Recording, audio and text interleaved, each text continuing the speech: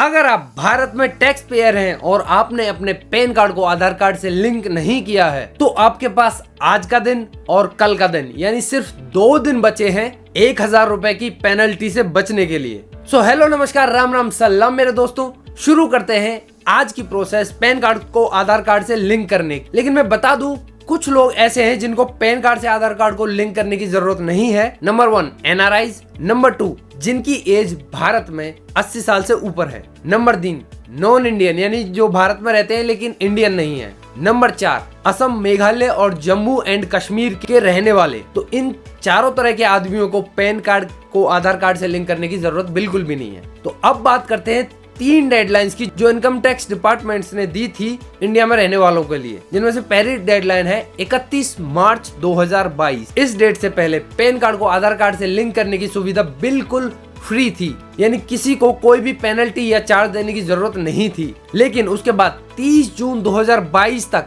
इस डेट तक अगर कोई भी पैन कार्ड से आधार कार्ड को लिंक करना चाहता है तो 500 रुपए की मिनिमल पेनल्टी देके पैन कार्ड को आधार कार्ड से लिंक कर सकता है।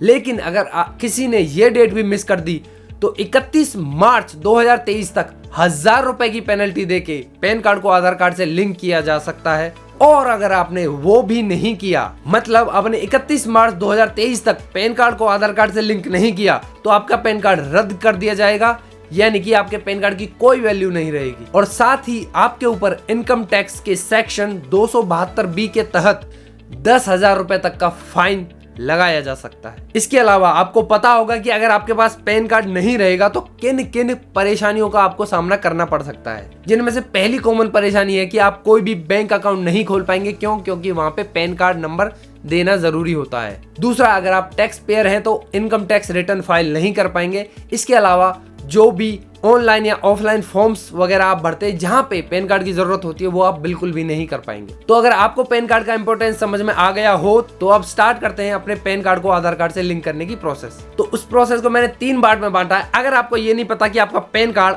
आधार कार्ड से लिंक है या नहीं तो आपको डिस्क्रिप्शन बॉक्स में एक लिंक मिल जाएगी जिसपे आप क्लिक करके अपना स्टेटस चेक कर सकते हैं कि आपका पैन कार्ड आधार कार्ड से लिंक है या नहीं। तो स्टार्ट करते हैं अपने पहले स्टेप से। डिस्क्रिप्शन बॉक्स में दी गई चेक स्टेटस वाली लिंक पे जब आप क्लिक करोगे तो आपके सामने इस तरह की पेज खुल के आएगा और उसमें आपको PAN number, date of birth और ये कैप्चा जो दे रखा वो डालना है।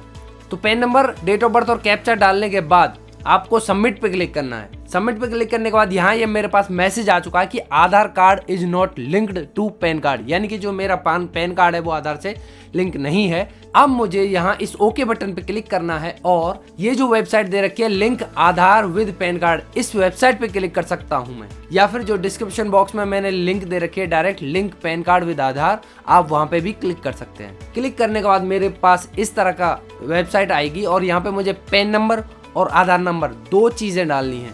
तो मैं अपना यहाँ पे पैन नंबर एंटर कर देता हूँ और नीचे आधार कार्ड वाले कॉलम में अपना आधार कार्ड नंबर डाल देता हूँ और यहाँ पे वैलिडेट वाले बटन पे क्लिक करने के बाद अब ये कह रहा है कि मेरे पैन कार्ड पे कोई भी पेनल्टी की अमाउंट पेमेंट नहीं की गई है। तो अब मुझे कंटिन्यू टू पे क्लिक करना है और इसके बाद मेरे पास ये सारे चालान्स खुल के आ जाएंगे। अब मुझे यहाँ इस दूसरे नंबर के चालान पे नॉन TDS/TCS यानी कि चालान नंबर 280 पे प्रोसीड पे क्लिक करना है। प्रोसीड पे क्लिक करने के बाद यहाँ टैक्स एप्लीकेबल में 0021 सेलेक्ट करना है और टाइप ऑफ पेमेंट में 500 सेलेक्ट करना है।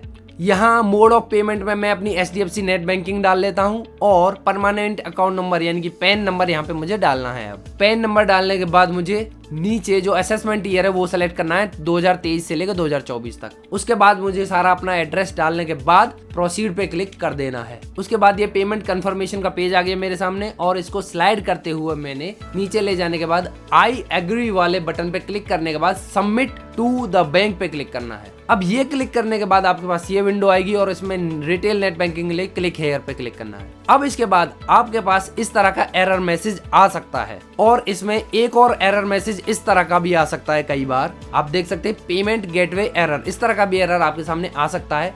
इसका सॉल्यूशन करने के लिए आपको कुछ नहीं करना, बस आपको अपनी नेट बैंकिंग जो आप HDFC से कर रहे हैं उसके अलावा किसी और बैंक से ट्राई करिए और आपकी पेमेंट हो जाएगी। जैसे मेरे पास SBI की नेट बैंकिंग है तो मैंने state bank of India select कर लिया।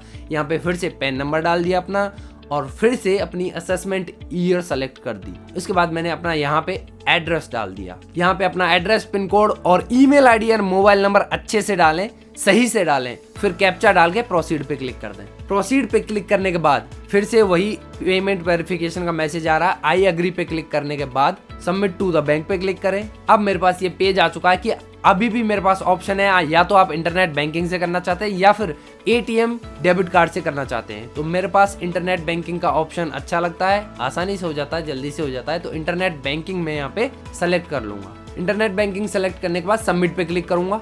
सबमिट पे क्लिक करने के बाद ये मुझसे अपनी SBI की यूजर आईडी और पासवर्ड पूछ रहा है। तो अगर आप नेट बैंकिंग यूज करते हैं तो यहाँ पे अपनी यूजर आईडी और पासवर्ड डाल के पेमेंट कर सकते हैं, या फिर दूसरा ऑप्शन जो था डेबिट कार्ड का, आप वो भी सिलेक्ट करते हैं। लॉगिन पे क्लिक करने के बाद अब आपको इस तरह का ये चालान सा बन के आ जाएगा कि जिसमें मुझे पेमेंट करनी है अपने पैन कार्ड के अगेंस्ट। मेरा एड्रेस है, पिन कोड है, सारा सब कुछ लिखा हुआ है। इसमें अदर्स में मुझे 500 डाल देना है बस। 500 डालने के बाद यहाँ मुझे कंफर्म पे क्लिक करना है। पर ध्यान रखिएगा, ये जो 500 अमाउंट मैं डाल रहा हूँ ये केवल 30 जून से पहले वैलिड है। उसके बाद आपको 1000 रुपए चार्ज देना पड़ेगा। तो आप 1000 रुपए डाल के पेमेंट करिएगा। अब यहाँ मेरे पास OTP आ चुका है फोन नंबर पे और मैं वो OTP यहाँ अपने इंसर्ट कर दूंगा। OTP डालने के बाद मैं यहाँ कंफर्म बटन पे क्लिक कर दूंगा। कंफर्म पे करने के बाद ओके, और ओके के बाद ये मेरा पेमेंट यहाँ पे सक्सेसफुल हो चुका है। अब आपको क्या करना है कि 4 से लेके 5 दिन तक वेट करना है, क्योंकि 4 से 5 दिन में ये पेमेंट आपकी इनकम टैक्स डिपार्टमेंट के पास पहुंच जाएगी। अब 4 से 5 दिन बाद जब मेरी पेमेंट इनकम टैक्स डिपार्टमेंट के पास पहुंच चुकी है, फिर से मुझे लिंक माई पेन पे क्लिक करना है और इस वेबसाइट में डिटेल डालने के बाद वैलिडेट पे क्लिक करना है। वैलिडेट पे आप जैसे ही क्लिक करोगे तो आपके सामने ये चालान की डिटेल आ जाएगी जो आपने पेमेंट की थी। अब यहाँ मुझे कंटिन्यू पे क्लिक करना है और मेरे सामने पैन नंबर, आधार नंबर, नेम और मोबाइल नंबर मेरे लिखे आ जाएंगे। यहाँ मुझे आई एग्री टू वैलिडेट पे क्लिक करने के बाद मेरे फोन नंबर पे OTP आया है। इस फोन नंबर पे जो OTP आया है उसको यहाँ पे इंसर्ट करने के बाद वैलिडेट पे मैं क्लिक कर दूंगा। वैलिडेट पे क्लिक करने के बाद जो मेरी डिटेल है वो UIDAI के पास भेज दी गई है। 1 से 2 दिन में मेरा पैन कार्ड जो है आधार कार्ड से लिंक कर दिया जाएगा। यहाँ मुझे ओके पे क्लिक कर देना है और 1 से 2 दिन बाद मैं अपने पैन कार्ड से आधार कार्ड लिंक स्टेटस चेक करूंगा। अब 2 दिन बाद मैं फिर से वही वेबसाइट पे जाके लिंक आधार स्टेटस पे क्लिक करूंगा और अपना पैन नंबर और आधार नंबर डालने के बाद वैलिडेट लिंक आधार स्टेटस पे क्लिक करने के बाद your PAN is already linked to given Aadhaar, ये मेरे पास मैसेज आ चुका है। तो आज के लिए इतनी सीख काफी है। तो अगर आपके घर में या फिर आपके किसी जानने वाले का पैन कार्ड आधार कार्ड से लिंक नहीं है तो उसके साथ ये वीडियो शेयर करिए। एंड अगर आपको वीडियो अच्छा लगा तो लाइक, फालतू लगा तो डिसलाइक। और ऐसी ही जानकारी के लिए और हमें सपोर्ट करने के लिए हमारे चैनल को कर लीजिए सब्सक्राइब और उसके साइड में जो घंटी वाला बटन है उसको भी दबा लीजिए ताकि आपसे कोई भी वीडियो मिस ना हो पाए, क्योंकि इसके अलावा हमारे पास आपका सपोर्ट पाने का कोई और तरीका भी नहीं है। धन्यवाद।